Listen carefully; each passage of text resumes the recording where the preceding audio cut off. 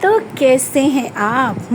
خوب مزے ہو رہے ہیں کیونکہ ہو چکی ہیں گرمیوں کی چھٹیاں، اور اب آپ سب دیر تک سوتے رہتے ہیں اور دیر سے اٹھ کر پھر ناشتہ ہوتا ہے۔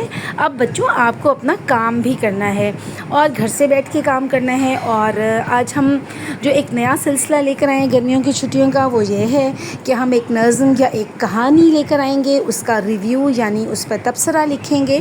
اور بہت سارے بچوں کو اسکول سے کم میرے بچوں کو تو ریویوز ملے ہیں انگلش پلس اردو کے، تو ہم ڈیلی جو ہے وہ ریویو کیا کریں گے۔ آج ہم ایک اردو کی نظم لے کے آئے ہیں، اس کا نام ہے 12 مہینے، جسے تاج انصاری نے لکھا ہے، اور اس نظم میں مہینوں کے بارے میں بتایا گیا ہے کہ جنوری کے مہینے میں بہت زیادہ سردی ہوتی ہے اور اکثر بچوں کو کھانسی، نزلہ، زکام اور بخار ہو جاتا ہے۔